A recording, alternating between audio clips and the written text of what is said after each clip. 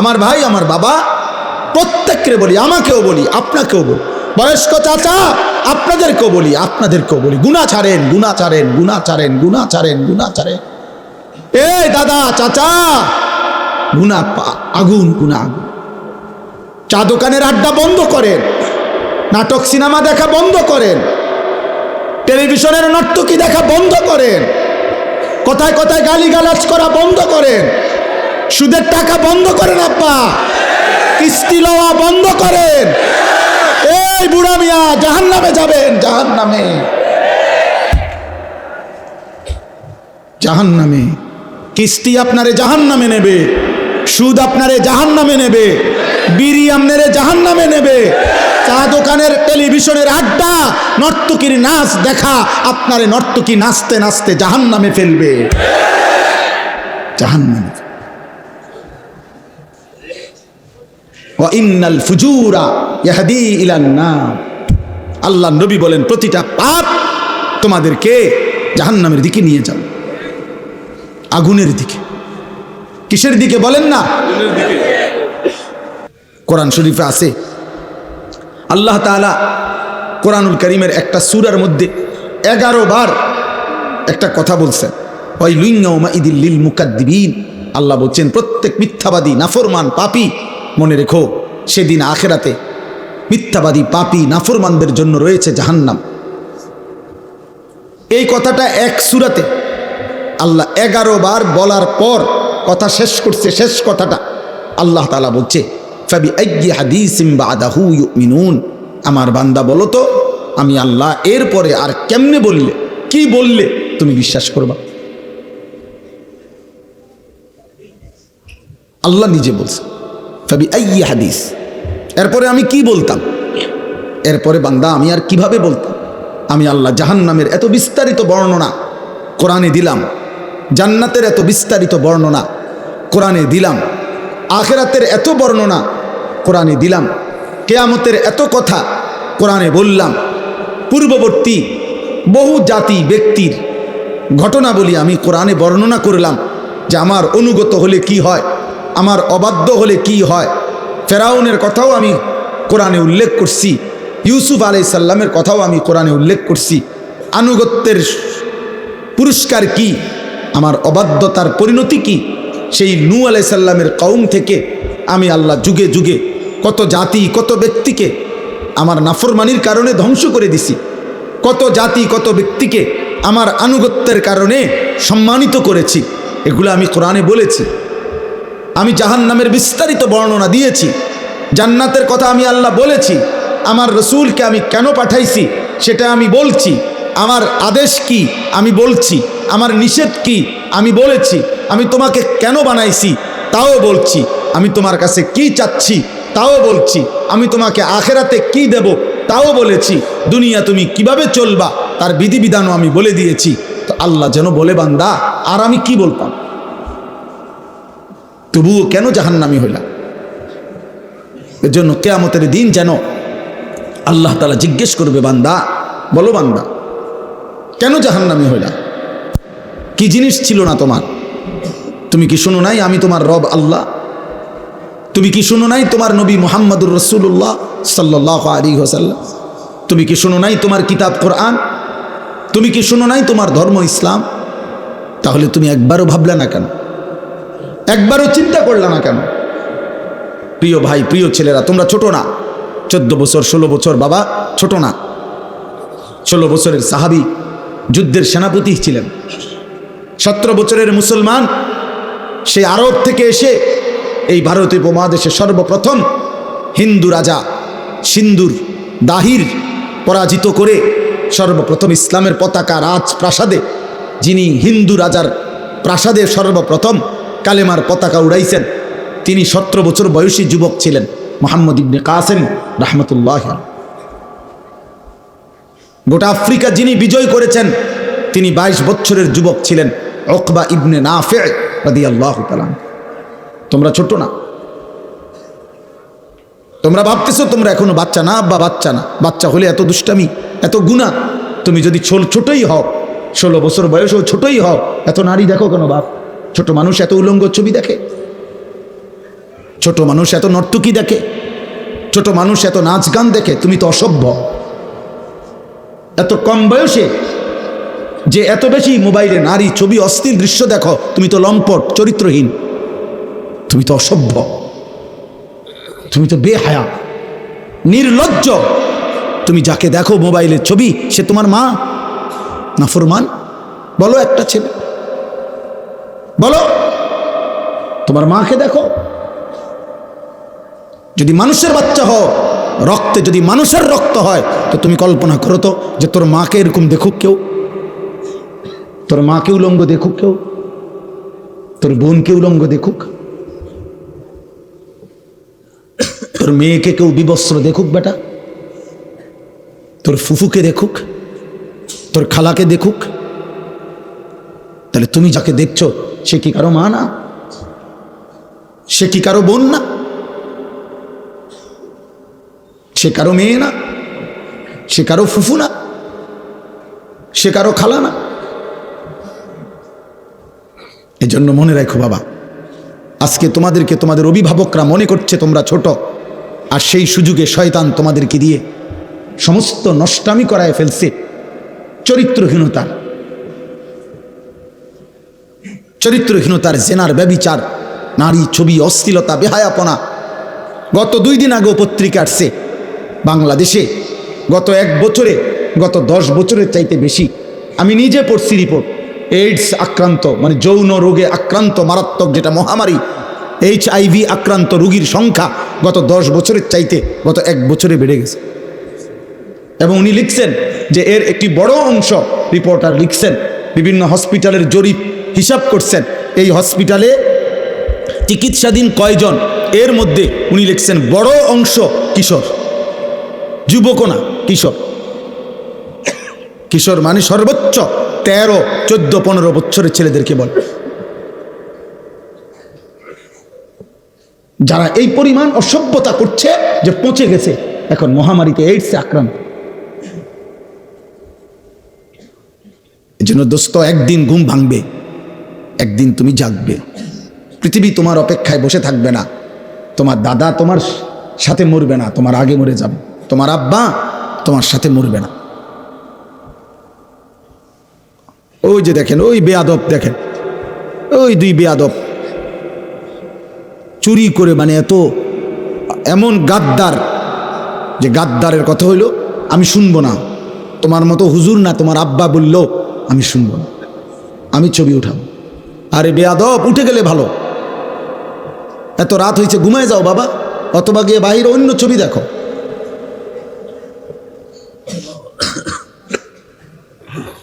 এই জন্য বললাম বাবা, এটা বুঝতে শেখো বাপ, আগামীর হায়াত অনিরাপদ হয়ে যাও। লাম তাজহারিল ফাহিশাতু ফি কওমিন হাত্তা ইউলিনু বিহা ইল্লা ফাশা ফীহিমুত তাউন ওয়াল আওজা আল্লাতী লাম তাকুন মাদাত ফি আসলাফিহিম আল্লাযীনা মাদাউ। নবী সাল্লাল্লাহু আলাইহি ওয়াসাল্লাম বলেন, কোন সম্প্রদায়ের মধ্যে যদি জিনা, ব্যভিচার, নারী পুরুষ ছেলে মেয়ের অবাধ মেলামেশা বেড়ে যায়, খোদার কসম নবী বলছেন, এটা যদি একদম খোলামেলা হয়ে যায়, ব্যাপক হয়ে যায়, তা আল্লাহর নবী বলেন নিশ্চিত সেই সমাজে মহামারী আসবে, তাউন, এবং এমন রোগ ব্যাধি আসবে যা তোমাদের পূর্ববর্তীদের মধ্যে ছিল না। প্রিয় ভাই, তোমাকে তো বাঁচতে হবে। আমি যে চিৎকার করি দোস্ত, আরে ছেলে তুমি তো বাঁচতে হবে আব্বা।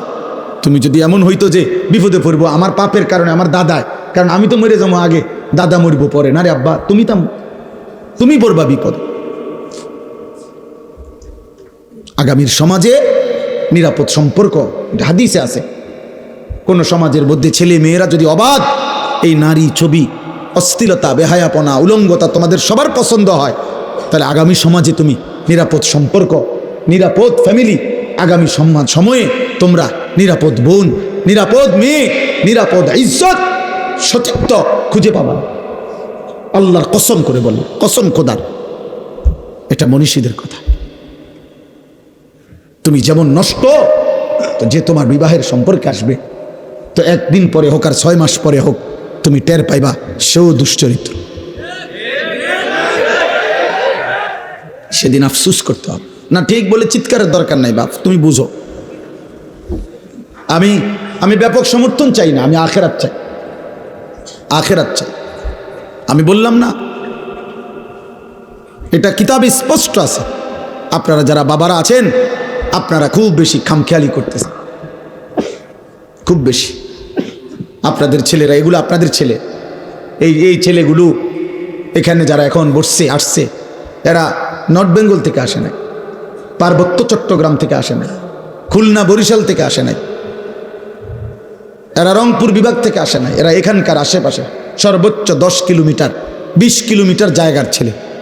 তো 20 কিলোমিটার জায়গার যদি এখানে 1000 ছেলে হয়, 2000 ছেলে হয়, আপনারা ভাবেন তো এই 2000 ছেলের মধ্যে আপনারা একজন চাচা যারা নামাজ পড়েন, এরকম একজন নামাজি চাচা আপনাদের এলাকার ছেলে, আপনারা এখন দেখেন, দেখলেই আপনি বুঝবেন যে এখানে যদি 2000 ছেলে হয়, কমপক্ষে 1900-1800 ছেলে বেনামাজি।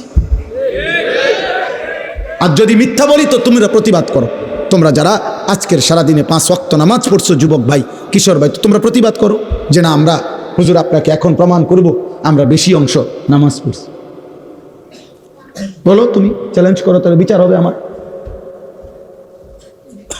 তাহলে আমার বিচার হবে। তোমরা যা বিচার করো আমি তা মাইনে নেব। হ্যাঁ, আমার ভিডিও হবে, বিচার তোমরা জানাই দিবা যে আমরা হুজুররে অপমানিত করে দিছি ভুল ইনফরমেশনের কারণে। তাহলে একটি 92 থেকে 95% সংখ্যাগরিষ্ঠ মুসলিম দেশে, যেখানে চারিদিকে মসজিদ মাদ্রাসা, প্রতি ওয়াক্তের নামাজের আজান মাইকে হয়, হিন্দুস্তানের এমন অসংখ্য প্রদেশে, ইন্ডিয়ার মুসলমানের ওইখানের হিসাবে সংখ্যালঘু যদিও, আমাদের এখানের হিসাবে বেশি। বোঝেন নাই কথা? ইন্ডিয়ার মোট জনসংখ্যার কারণে হলো মুসলমান কম, কিন্তু আমাদের বাংলাদেশের সব মিলানোর চাইতে যে পরিমাণ, তার চাইতে ইন্ডিয়ায় মুসলমান বেশি। আমি নিজে ইন্ডিয়ায় তো ছিলাম 8 দিন 2022 সালে, আরও একবার গেছি 2018 সালে চিকিৎসার জন্য। তাহলে আমি তো ইন্ডিয়ার এমন প্রদেশে গেছি যেই প্রদেশের মুসলমান আছে কিন্তু কোনো মসজিদে প্রকাশ্যে আজান দেওয়া নিষিদ্ধ, এরকম বহু জায়গা আছে। কোথাও কোথাও আবার অনুমতি আছে অল্প কিছু জায়গায়। তাইলে বলার উদ্দেশ্য হলো ভাইয়া, যেখানে চারিদিকে মসজিদের মিনারায় আজান হয়, প্রতি ওয়াক্ত নামাজ যদি আমরা কল্পনা করি, কমপক্ষে আমাদের এক একজন ব্যক্তি যেখানেই থাকি আশেপাশের না হয়তো খেয়াল করলে 10টা মসজিদের আজান এতটা কাছাকাছি যে শুনবার কথা। তাহলে প্রতি মসজিদে যদি 4টা করে মাইকের হরন থাকে, তাহলে 10টা মসজিদে 40টা হরন একসাথে আজান দিছে। তুই নাফরমানের কলিজার মধ্যে, তুই এত বড় নিকৃষ্ট পাষাণ বেয়াদব, এত বড় বেয়াদব, তুই বেয়াদবের কলিজার ভিতরে এতগুলো হরনের মাইকের আজান, 1 সুতা কলিজাটা কিন্তু নাড়াইতে পারে না। কত বড় নিকৃষ্ট বেয়াদব!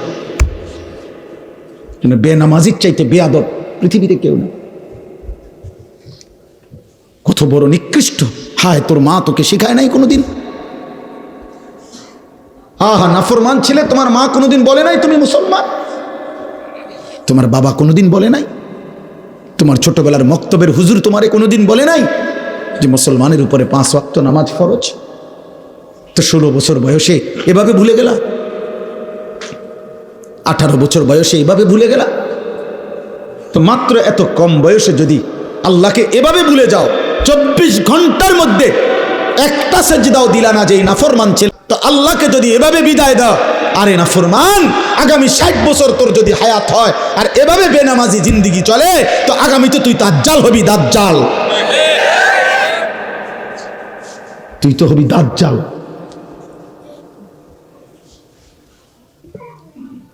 কত নারী দেখবি বেটা, কত উলঙ্গ ছবি দেখবি। একদিন কোমরের ক্ষমতা আর লজ্জাস্থানের ক্ষমতা নষ্ট হয়ে, যৌবনের সক্ষমতা নষ্ট হয়ে, তখন পথে পথে ঘুরবা আর রাতের আধারে একাকী কাঁদবা, আর ঘর আর সংসার জাহান্নামের টুকরা হয়ে ধাউ ধাউ আগুন জ্বল। আমি বললাম, আমার নাম মনে রাখো।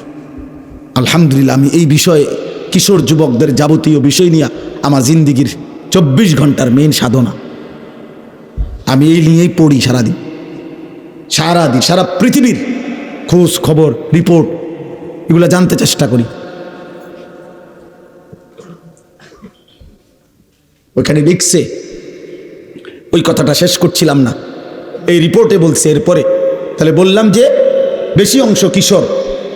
এরপরে আরো আশ্চর্য জঘন্য কথা লিখছে যে এইডস আক্রান্ত যেই রোগী এই মুহূর্তে বাংলাদেশে, তাদের মধ্যে বড় অংশ, বৃহৎ অংশ সমকামী। খোদার কসম, মানে ছেলে ছেলে অপকর্ম করে। তার মানে এই কুত্তা নারী দেখতে দেখতে, মোবাইলে অশ্লীল ছবি দেখতে দেখতে 24 ঘন্টা এটা কুত্তার মতো হয়ে গেছে। এই জন্য এই কুত্তার দেরি করা সহ্য নাই, যেখানে যা পাচ্ছে ডানে বামে সব শেষ করে দিচ্ছে। কারণ এই তো কুত্তার মতো হয়ে গেছে নারী দেখতে দেখতে, অশ্লীল ছবি দেখতে দেখতে। তার তো শরীরের কোনো ভারসাম্য নাই, জীবনের কোনো ভারসাম্য নাই। ওর মা কিসের আর বাবা কিসের? ওর তো দরকার যৌন চাহিদা পূরণ। ওর আবার ইজ্জত কি, সম্মান কি? কত ওর বাবার ইজ্জত অনেক আগে কোরবান করে দিছে। কারণ ও প্রথম যেদিন চুল রাখছে মুশরিকের মতো, সেদিনই তো সে বলে দিছে, আব্বা আমার বাবা মূলত বেঈমান, তুমি না। প্রথম যেদিন 5 ওয়াক্ত নামাজ একদিন পুরা ছেড়ে দিছে, সেদিনই তাই নাফরমান তার মাকে বলে দিছে, মা আমি মুসলমানের সন্তান না, মা আমি তোমাকে ত্যাগ করলাম। না তো মুসলমানের বাচ্চা কেমনে বেনামাজি হয়? মুসলমানের রক্তে কেমনে এক বেলা নামাজ না পড়ে একটা সেজদাও দিবে না? এত বড় জানোয়ার মুসলমানের ঘরে নলে ঘুমায় কেমনে? বলো মিয়া, এটা মেনে নেই কেমনে? এই কলিজায় মানি কেমনে? যদি কোনো দুনিয়ার মানুষও যদি বলে, বেটা আজকের 24টা ঘন্টা তোদের ভাত মাছ, তোদের ঘর সংসারের জন্য আমি সারাটা সময় শেষ করলাম, আর বিনিময়ে তুই আমার প্রতি একটা কৃতজ্ঞতা, একটা থ্যাংক ইউ দিলি না, তুই মানুষের বাচ্চা নি রে। দুনিয়ার মানুষ বলবে না এরকম? আমি যদি ওনার জন্য আজকের 24টা ঘন্টা আমি ওনার লেগে মনে করেন পরিশ্রম করলাম, বিনিময়ে ওনার মুখে আমি হাসি ফুটাই দিলাম, আর এই নাফরমান লোকটা যদি আমার উপকার থেকে উপকৃত হয়ে আরেকদিকে ফিরে জায়গা, আমার কলজাটার মধ্যে মানগুনি এটা। তো কিরে তুই মানুষের বাচ্চা নি? তুই লাগে আমি 24টা ঘন্টা এত কষ্ট করলাম, তুই কি তারে করলি? তুই আমার একটা হাসি মুখে বিদায়ও দিলি না, ভদ্রতাও দেখাইলি না। তো মহান আল্লাহ পাক 24 ঘন্টা পরে যেন বলে, এই নাফরমান বান্দা আজকের এই 24টা ঘন্টায় এত বড় আসমান জমিন, চন্দ্র সূর্য, আলো বাতাস, রোদ বৃষ্টি, খাদ্য খাবার, চোখ নাক কান নিঃশ্বাস, হৃদয়ের স্পন্দন আমি দিয়ে তোকে আমি এত 24টা ঘন্টা লালন পালন করলাম, তোরে আমি আদর করলাম, আমি রব, আমি মালিক, তুই আমারে একটা সেজদা দিলি না? তুই মানুষের বাচ্চা। এই জন্য যদি মুসলমান মায়ের ঘরে জন্ম নাও, তো এখন আর রাতে গিয়ে ঘুমায়ও না, আজকের রাতে সেজদা দাও। যদি মায়ের পবিত্র রক্ত, পবিত্র দুধ পান করে থাকো, বুঝছো মিয়া? জীবন জানোয়ারেরও পার হয়, রাত কুত্তারও ভোর হয়, রাত শুকরেরও ভোর হয়, দিন কুত্তারও সন্ধ্যা হয়, সারাদিনের খাবারের চাহিদা জানোয়ারেরও পূরণ হয়, ঘুমের চাহিদা জানোয়ারেরও পূরণ হয়, থাকার ব্যবস্থাপনা কুত্তাও কোনো জায়গায় বারান্দার মধ্যে, রাস্তার কোনো কিনারায় শুয়েই থাকে, একখানে না একখানে পার হয়েই যায়। জীবন একভাবে না একভাবে পার হয়েই যায় আব্বা, আখেরাত পার হবে না বাপ, আখেরাত পার হবে না আব্বা। অস্থিরতার কারণে আমরা বললাম, কষ্ট পাইবা, হাসলে কিংবা কাঁদলে, সুখে কিংবা দুঃখে মৃত্যু হয়ে যাবে, মরেই যাব আমরা, আজ কিংবা কাল। নাম ঘোষণা হবেই, মাইকে এলান হবেই, আজ সে মরল, আগামীকাল আমি মরলাম, এমন আর কি। আমরা কিতাবে পড়ছি, এক বুজুর্গ এক আল্লাহর ওলির একজন মুরিদের সাথে নিয়ে উনি দাঁড়াইয়া ছিলেন রাস্তার পাশে। তো এই সময় একটা লাশের খাটিয়া নিয়া ওইখান দিয়ে মানুষ যাচ্ছিল। তো ওনার মুরিদ ওনার পিসা হুজুরের সামনে বলতেছিল, ওই আল্লাহওয়ালার সামনে, যে ইন্না লিল্লাহি ওয়া ইন্না ইলাইহি রাজিউন, আহারে কার জানি লাশ, আহারে কার জানি জানাজা, সে বলছিল আর কি। তখন আমরা কিতাবে পড়ছি, ওই বুজুর্গ সাথে সাথে চোখের পানি ফেলে দিয়ে বলছে, হয় তোমার লাশ নয় আমার লাশ। মানে এটা ভাবো, আজ হয়তো তার লাশ, আগামী দিন আমার লাশ, তারপর দিন তোমার লাশ, সিরিয়াল আসবে, নাম ঘোষণা হবেই, আজ না হয় কাল। প্রতিদিন প্রিয় ভাই, প্রিয় ছেলে, প্রিয় বাবা, প্রতিদিন তোমার বয়সী যুবক মৃত্যুবরণ করে। প্রতিদিন রোড অ্যাক্সিডেন্টে কিশোর যুবক মারা যায়। প্রতিদিন মোটর সাইকেল অ্যাক্সিডেন্টে কিশোর যুবকের পাও ভেঙে যায়। প্রতিদিন কবরে নওজোয়ান দাফন হয়, মাটিতে দাফন হয়,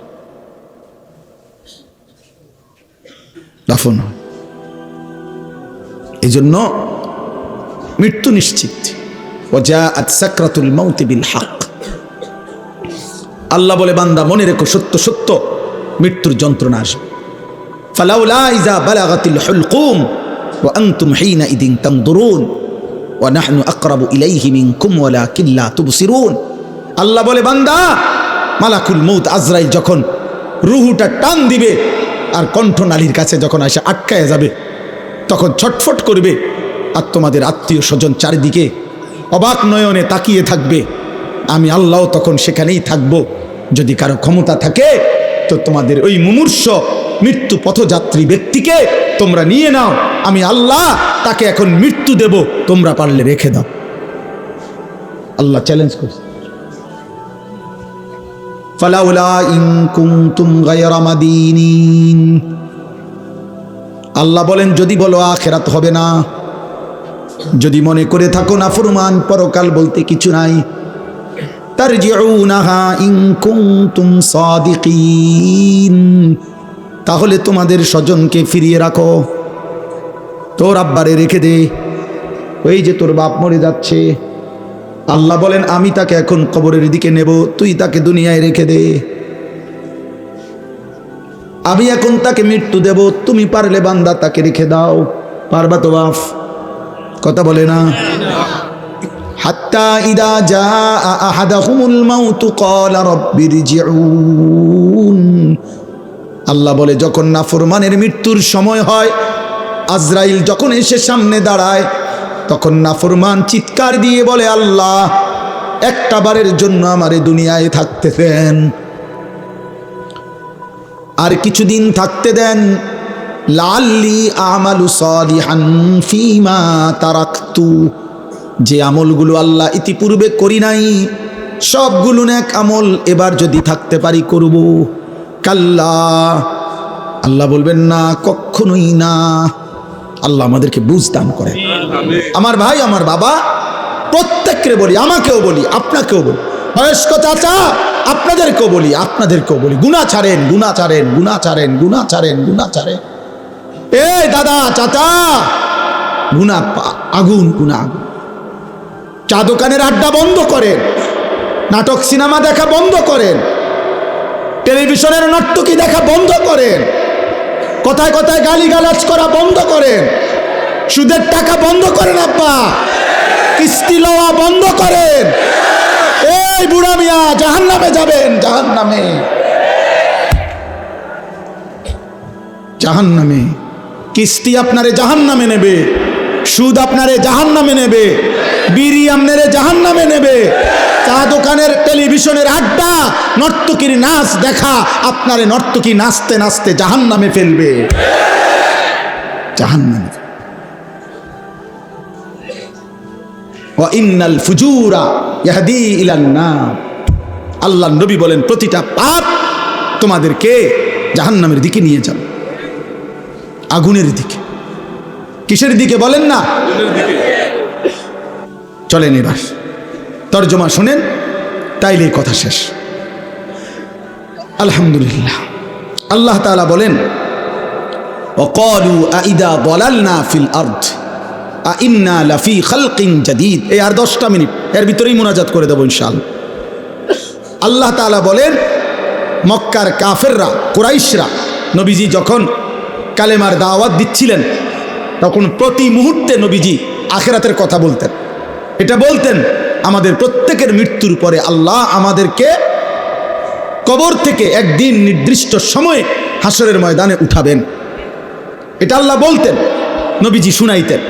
তো মক্কার কাফেররা, কুরাইশরা, তো মক্কার কাফের কুরাইশরা বলতো, মুহাম্মদ যত কিছুই বলো, আমরা যখন মাটির সাথে মিশে যাব, কবরের অন্ধকারে হারিয়ে যাব, আমরা একদিন তো আমাদেরকে পুনরায় নতুন করে সৃষ্টি করে হাসরের ময়দানে উঠাবে। এটা কিভাবে সম্ভব? কিভাবে সম্ভব? অর্থাৎ একটা জিনিস চিন্তা করে দেখেন, একজন ব্যক্তি কবরে, মনে করেন এখানে 500 বছর আগে কবর ছিল, তো 500 বছর পরে মাটি পাবে কই, লাশ পাবে কই, হাড্ডি পাবে কই, চামড়া পাবে কই? হতে পারে ওই জায়গায় এখন খাল হয়ে গেছে, নদী হয়ে গেছে, হতে পারে না এমন? তো আল্লাহর কাছে আল্লাহ বলতেছে, এই কাফের বেঈমানরা এই যুক্তি দেখাইতো, এই কথা বলতো আর কি, যে মোহাম্মদ কিভাবে সম্ভব, পাইবে কোথায় আমাদের হাড্ডি গোস্ত? আল্লাহ বলেন, হায় বন্ধু, আমি আল্লাহর ক্ষমতার ব্যাপারে এরা সন্দেহ পোষণ করছে, অথচ আমি জীবন দিলাম, আমি মৃত্যু দিলাম, তাহলে যিনি জন্ম দিলাম, সৃষ্টি করলাম, যেই আমি আল্লাহ আবার মৃত্যু দিলাম, তো সেই আমি আল্লাহ পুনরায় সৃষ্টি করতে পারবো না কেন? এটা তো একটা সহজ কথা। সৃষ্টি করলেন কে? আল্লাহ। মৃত্যু দিলেন কে? তাহলে এই দুইটা যিনি পারলেন, তো 3 নম্বর আখিরাত উনি পারবেন না কেন? আল্লাহ তাআলা বলেন, বাল হুম বিলিকাই রাব্বিহিম কাফিরুন। হে বন্ধু, মনে রাখবেন, সমস্ত কাফের মুশরিকদের বক্তব্যের মূল কাহিনী হলো, মূল ঘটনা হলো, তারা আখিরাত বোঝে না, এটা না, আখিরাত বুঝে, বরং ওরা এটা বুঝে যে আখিরাত মেনে নিলে গুনাহ ছেড়ে দিতে হবে, আখিরাত মেনে নিলে আল্লাহর ইবাদত করতে হবে, আখিরাত মেনে নিলে আল্লাহর মুখোমুখি হইতে হবে, আখিরাত মেনে নিলে ফুলসিরাত পার হইতে হবে, আখিরাত মেনে নিলে আমলনামা হাতে নিতে হবে, আখিরাত মেনে নিলে নিজেদের জিন্দেগির অসভ্যতা ছেড়ে দিতে হবে। এই জন্য এগুলো চায় না, পছন্দ করে না, মানে আমার গোলামি করবে না, আমার নাফরমানি ছাড়বে না, এই জন্য বলে আল্লাহ আখিরাত করতে পারবে না। আসল কথা হইল, হেরাও বোঝে পারবে, কিন্তু এই বাস্তবতা ইচ্ছা করে বুঝেও না বুঝার ভান করে অস্বীকার করে। নাউজুবিল্লাহ। এবার আল্লাহ বলেন, এই দেখেন তর্জমা শুনেন, একবার সহজ তর্জমা। আল্লাহ তাআলা বলেন, কুল, হে নবী আপনি বলে দেন, ইয়াতাওয়াফাকুম। আরে ভাই কথা বলো না, বাবা কথা বলো না, যারা দূরে যাচ্ছ যাও, কোনো সমস্যা নাই, কথা বলো না আব্বা। কুল ইয়াতাওয়াফাকুম মালাকুল মাউত আল্লাযী ওয়াক্কিলা বিকুম। এ শুধু অনুবাদ বললে আপনি বুঝবেন। আল্লাহ বলেন, হে নবী আপনি বলে দেন, তোমাদের প্রত্যেককে আমি আল্লাহর পক্ষ থেকে নির্ধারিত ফেরেশতা মালাকুল মউত আজরাইল তোমাদের মৃত্যু ঘটাবেন, জান কবজ করবেন, মানো কিংবা না মানো, ঘুমে থাকো সজাগ থাকো, হাসো কিংবা কাঁদো, রাতে কিংবা দিনে, একাকী কিংবা প্রকাশ্যে, সুখে কিংবা দুঃখে, রাজপ্রাসাদে কিংবা কুড়ে ঘরে, আমি আল্লাহর হুকুমে আজরাইল তোমাকে মৃত্যু ঘটাবেই ঘটাবে, জান কবজ করবেই করবে কিনা বলেন? মৃত্যু হবে তো? ইতিপূর্বের মানুষগুলোর মৃত্যু হয়েছে তো, তাহলে আমাদের মৃত্যু হবে না কেন? আমার দাদা মরলো কেন, আমি মরবো না কেন? আমার বাপ মরলো কেন, আমি মরবো না কেন? তার মানে পূর্বসূরীরা মারা গেছেন, আমরাও মৃত্যুবরণ করব। সুম্মা ইলা রাব্বিকুম তুরজাউন। আল্লাহ বলেন, অতঃপর তোমাদের সকলকে আমি আল্লাহর সামনে কিয়ামতের দিন একত্র করা হবে। তাইলে এই দুইটা কথা, এটাই মূল কথা। আল্লাহ বলে, বান্দা আজ যেমন চোখে দেখছ মৃত্যু হবে, এটা যেমন চোখে দেখার কারণে মেনে নিচ্ছ, অচিরেই এটাও শোনো আখিরাত হবে, সেটাও চোখে দেখবা, সেদিনও তুমি মানতে চাইবা, আবার আসতে চাইবা, কিন্তু আমি আল্লাহ ফেরত দেব না। এই দেখেন এরপরের আয়াত, আল্লাহ বলেন, ওয়ালাউ তারা ইদিল মুজরিমুনা নাকিসু রুউসিহিম ইনদা রাব্বিহিম। বন্ধু নবী আমার, সেদিন হাসরের ময়দানে দেখবেন, এই আমি আল্লাহ যাদেরকে একত্র করছি, এই নাফরমান পাপীরা, অবাধ্য মুশরিক বেঈমান পাপী, আমার অবাধ্য বান্দারা, আমি আল্লাহর সামনে মাথা নুয়ে লজ্জায় অপমানে দাঁড়িয়ে থাকবে। এক, দাঁড়িয়ে কি করবে?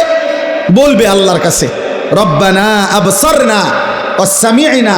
আল্লাহ আজকে গোটা হাসরের ময়দান আমি নিজ চোখে দেখলাম, ওয়া সামি'না, নিজ কানে সব কথা শুনলাম, ইন্না মুকিনুন, আজ আমি পুরা বিশ্বাস করলাম, ফারজি'না না'মাল সালিহান। অতএব এই আখিরাত থেকে, হাসরের ময়দান থেকে আপনি আমারে আরেকবার দুনিয়ায় পাঠান, এবার যদি পাঠান আমি নেক আমল করব। কি শূন্য কি বলা উচিত? সুবহানাল্লাহ। কি লেগে সুবহানাল্লাহ? বুঝেন নাই হিসাবটা? উনি এখন নেক আমল করার সুযোগ চাচ্ছে কখন? আখেরাতে গিয়া। বলতেছে আজ, ওই যে আমি বললাম আজ আমরা মৃত্যু দেখি, এজন্য মৃত্যুর ব্যাপারে ইয়াকিন আমাদের। সেদিন আখেরাতও আমরা দেখব, হাসরের ময়দানও আমরা দেখব, হাসরের মাঠও আমরা দেখব। আর নাফরমান পাপী আল্লাহর সামনে মাথা নুয়ে বলবে, আল্লাহ সব দেখলাম, সব শুনলাম, মানলাম, আমারে আরেকবার দুনিয়ায় পাঠান, আমি এবার গেলে নেক আমল করব। খোদার কসম আল্লাহ বলবেন, ওয়ালাউ শি'না লাআতাইনা কুল্লা নাফসিন হুদাহা। এই নাফরমান বান্দা, আমি তো ইচ্ছে করলে দুনিয়ায় থাকতেই তোকে বাধ্য করে আমার বন্দিগি করাইতে পারতাম। পারতো? আমাদের এই সবগুলো লোককে নামাজ পড়াইতে, সেজদা দেওয়াইতে আল্লাহ সম্ভব? আল্লাহর পক্ষে? আল্লাহ পারবেন? কথা বলেন না। আমরা যারা এক ওয়াক্ত নামাজ পড়ি না, আল্লাহ আমাদের সাথে পারবে তো? আল্লাহ আমাদের উপরে শক্তি প্রয়োগ করলে আমরা সেজদা দিতে বাধ্য হব তো? কিন্তু প্রশ্ন হইল, তখন পুরস্কার দিবে কেন? যদি বাধ্যই করে, যদি আল্লাহ বল প্রয়োগ করাইয়া আমার সেজদাই করায়, তো পুরস্কার কিসের আবার? এইটা হলো মূল। আমি যদি এখন এই লাইটটাকে বলি, হে লাইট, এ আজকের মাহফিলে তুমি 6 ঘন্টা ধরে নীরবে সুন্দরভাবে জ্বলে থাকার কারণে তোমাকে 100 টাকা গিফট করলাম, তো লাইট কি বলবে? জি না, না আমার কৃতিত্ব কি? এটা সুইচওয়ালার হাতে সব। ওই বন্ধ করে দিলে আমি বন্ধ, ওই জ্বালায় রাখলে আমি জ্বালাইয়ে রাখে, তো এখানে আমার ক্রেডিট কি? আমার কীর্তন পুরস্কার দিবে? পৃথিবীর কেউ এই জন্য লাইটকে পুরস্কার দিবে না। চাইলে আল্লাহ যদি আমাদেরকে জবরদস্তি করে বাধ্য করাইয়া বন্দিগি করায়, আজকে যারা যারা আমরা নামাজ পড়ি নাই, মনে করেন ভাই, আমরা ঘুমের সময় যদি ফেরেশতা একটা থাপ্পড় মারে, একটা চটকনা ঠানা চটকনা মারে, যে ওট একটা সেজদা দে, এক থাপ্পড়ে তো তার 14 গোষ্ঠী আর কোনোদিন নামাজ ছাড়বে না। ফেরেশতার শক্তি তো অসম্ভব। এই জন্য বললাম, তা আল্লাহ বলেন আমি চাইলে তো পারতাম বান্দা, জোর করে তো তোমারে বন্দিগি করাইতে পারতাম, কিন্তু তখন আমি পুরস্কার দেব কেন? তখন আমি পুরস্কার দেব কেন?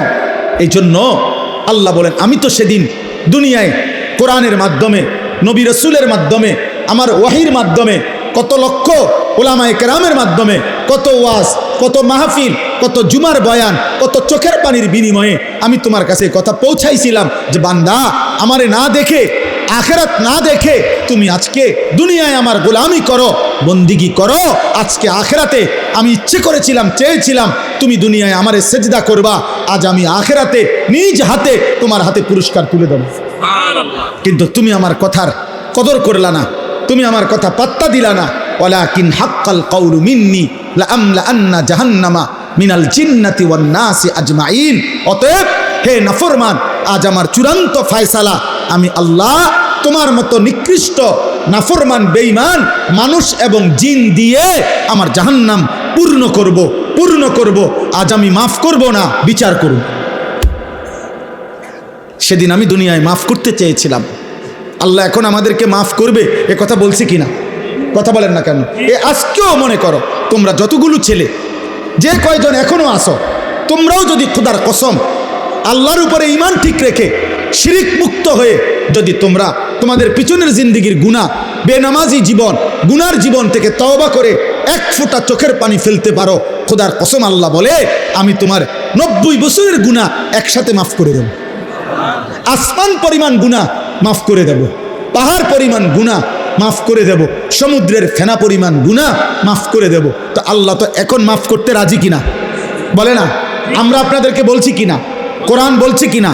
নবীজি শুনাইছে কিনা? তো এত কিছুই আপনাদের কলজা লড়াইতে পারলো না। আল্লাহ বলেন, সেদিন আমি বলছিলাম তো বান্দা, কিন্তু আজ আমি হাসরের ময়দানে মাফ করব না। আজ তো বিচারের দিন, আজ যার যা প্রাপ্য তাই পাবা, যার যা প্রাপ্য তাই পাবা। আজকে হিসাবে জান্নাত আসলে জান্নাত, হিসাবে জাহান্নাম আসলে জাহান্নাম। আজ ওজনে যা আসে তাই, আজ কোনো কথা নাই, আজ কোনো কথা নাই।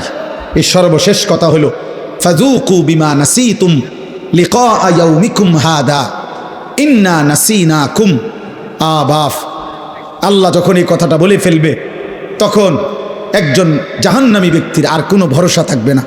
জাহান্নামী ব্যক্তিকে আল্লাহ সর্বশেষ বলে ফেলবে, হে আমার নাফরমান বান্দা, দুনিয়ার জীবন থাকতে তুমি আমার আখেরাতকে, আজকের এই দিনকে ভুলে গিয়েছিলে, আজ আখেরাতে আমি আল্লাহ তোমাকে ভুলে গেলাম।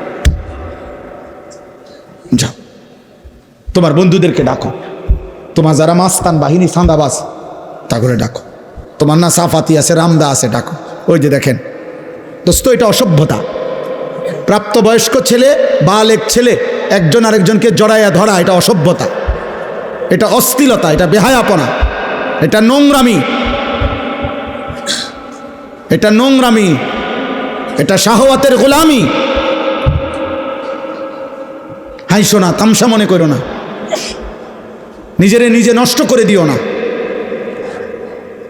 আমি বললাম কমপক্ষে 15 বছর থেকে 14-র পরে 15 বছর বয়স যখন ছেলেটার হয়, তখন সে বালেগ হয়, তার বীর্যপাত হয় যে কোনো সময়, তখন সে প্রাপ্তবয়স্ক, তার উপরে গোসল ফরজ হয়, তখন তার ভিতরে যৌন চাহিদা পূর্ণ থাকে। তখন থেকে, সেই থেকে যেই সমস্ত ছেলে পেলে এরকম প্রচণ্ড আকর্ষণে একজন আরেকজনকে জড়ায়া ধরে, এটাও সমকামিতার অংশ, এটা গুনার অংশ, এটা ভালোবাসা না, এটা বন্ধুত্ব না, এটা অবৈধ, এটা অসভ্যতা। তুমি তাকে এইভাবে প্রচণ্ডভাবে জড়িয়ে ধরবা কেন? বলবেন আপনি হুজুররা একটু বেশি বাড়াবাড়ি। না, বাড়াবাড়ি না, বাড়াবাড়ি না, তোমারে জাহান্নাম থেকে মুক্তি দেওয়া, তোমারে ফিরাবার চেষ্টা করা, বাপ, ফেরাবার চেষ্টা করা। এই জন্য দুষ্ট কোরআনুল কারীমে আল্লাহ বলছে ওয়ালা তাকরাবুজ জিনা, শুধু জিনা করো না এটা বলে না, আল্লাহ বলছে যতভাবে হইতে পারে জিনা, ব্যভিচার, নিজের এক কথায় লজ্জাস্থানের যেই কোনো গুনাহ হইতে পারে তার কাছেও যেও না,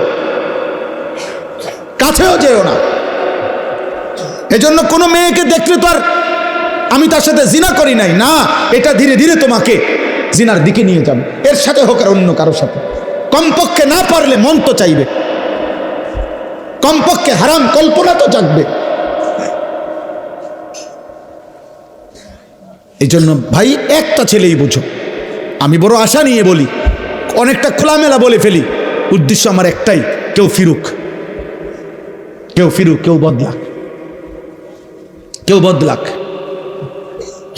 আজকে বললাম না, মা বাবা সবাই আমরা অভিভাবক শ্রেণী, আহারে আমাদের 14-16 বছরের ছেলে পেলেদেরকে সম্পূর্ণ ওর হাতে ছেড়ে দিছে, ছেলেটাকে পুরোপুরি তার নিজের হাতে তুলে দিছে।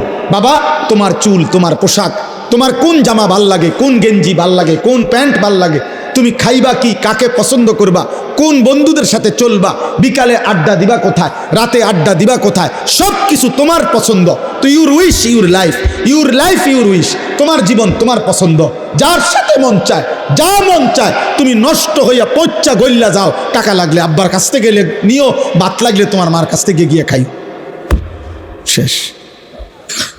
পেটে বুক লাগলে মায়ে রান্না করে রাখছে, আইসো ভাত খাইয়া যাইও, টাকা লাগলে তুমি সত্য বললা পারো, মিথ্যা বললা পারো, আমি আব্বার থেকে টাকা নিয়ে যাও, খালাস, এবার তোমার জীবন তুমি গড়ো।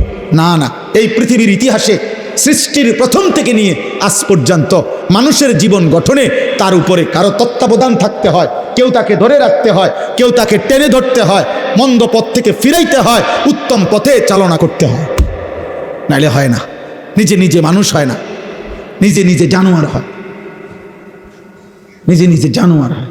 এই জন্য গাভীর বাচ্চা, গাভী বাছুর, আপনার 2 বাজারে গাভীর বাছুর হওয়ার 1 মাস পরেই 2 মাস পরে গাভী বেচালা, কোনো অসুবিধা নাই। বাছুর এটা এমনি আমনের দৌড়ায় মরে 1 মাস খাইয়া এটা বাচ্চা যাবে, কারণ এর কোনো তরবিয়তের কিছু নাই, এর কোনো আখলাক গঠন, চরিত্র গঠন, জীবন গঠনের কোনো বিষয় নাই।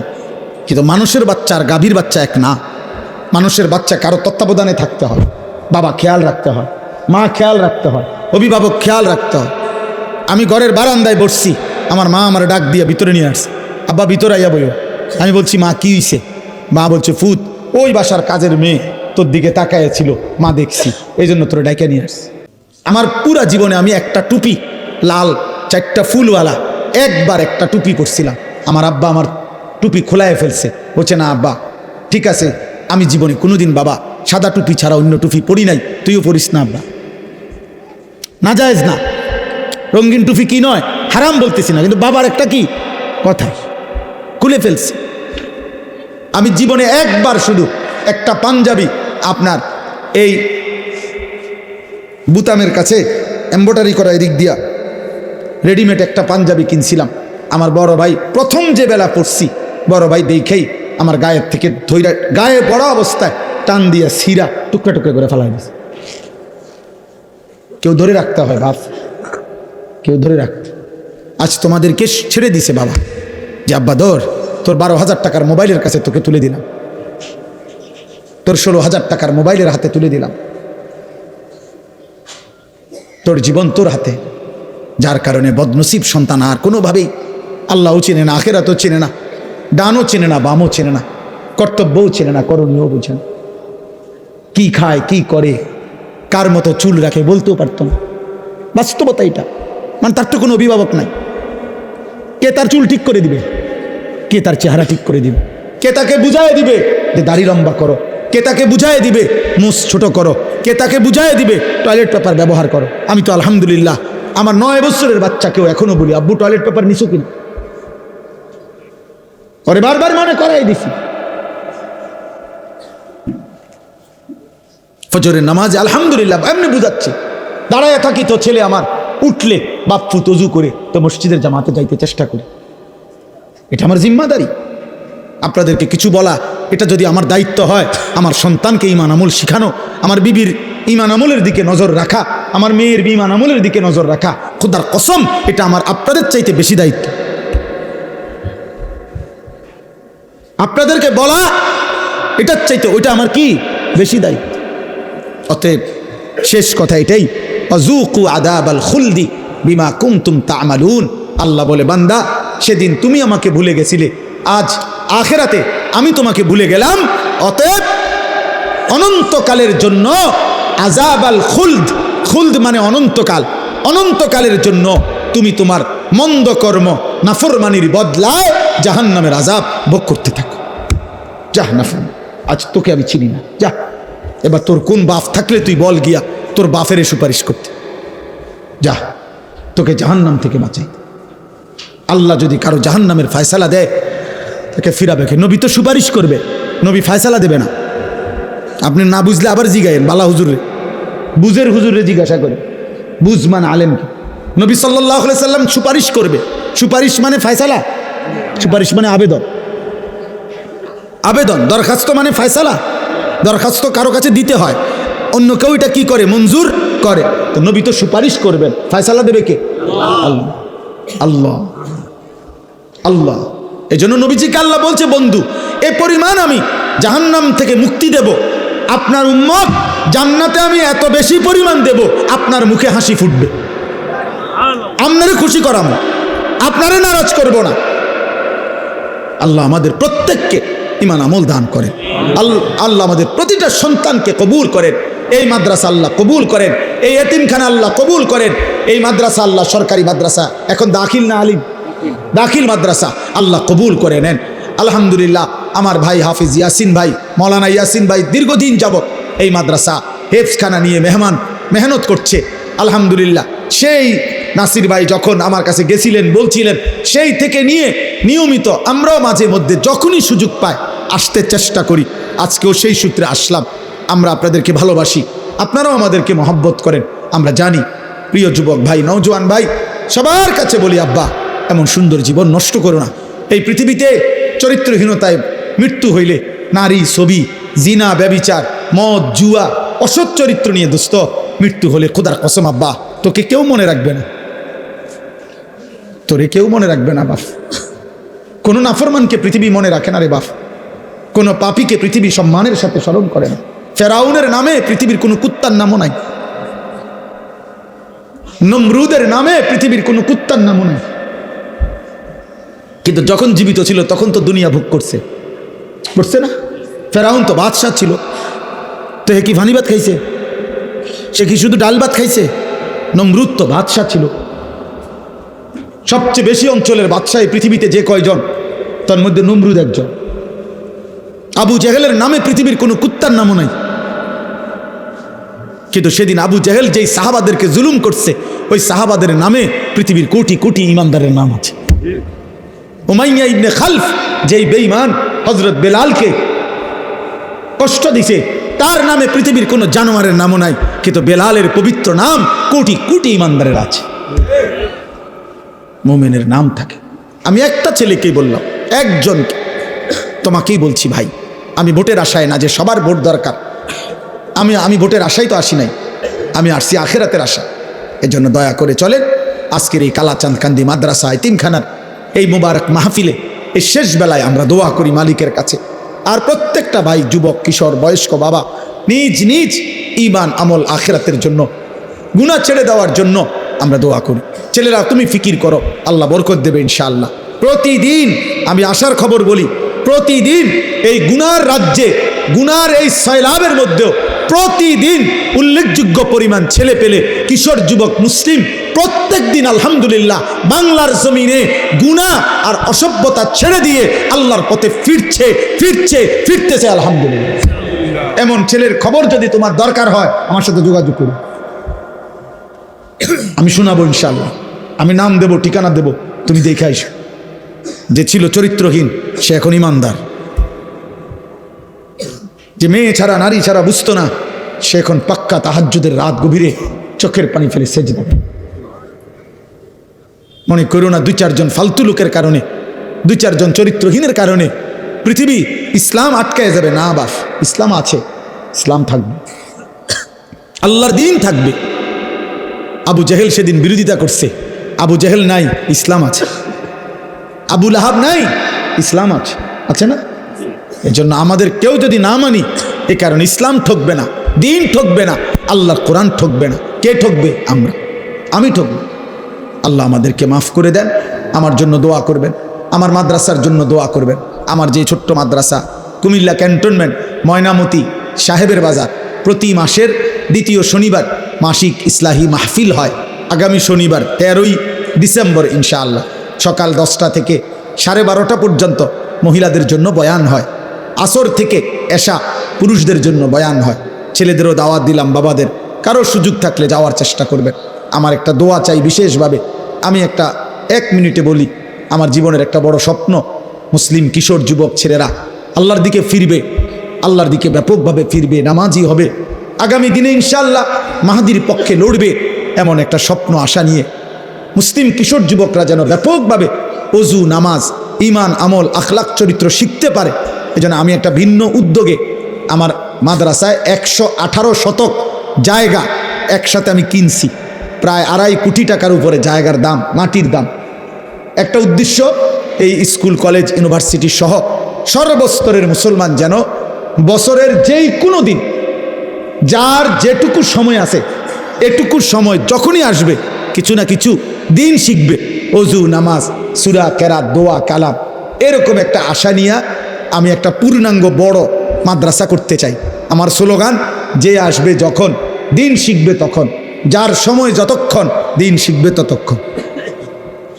শুক্রবার অনেকের ছুটি আছে, শনিবার অনেকের ছুটি আছে, কোনো পরীক্ষার বন্ধ আছে, সে ওযু শিখুক, নামাজ শিখুক।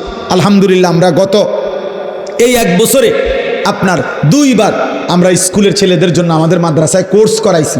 এই পর্যন্ত প্রায় 450 ছেলে, না 350, 150, 500 ছেলে মোট এই পর্যন্ত আলহামদুলিল্লাহ 2 বারে আমাদের 30-32 জন ওস্তাদের কাছে 3 দিন লাগাতার থাইকা আমাদের মাদ্রাসা যখন বন্ধ দেয়, এই বন্ধের সময় আমরা 3 দিনের আয়োজন করি।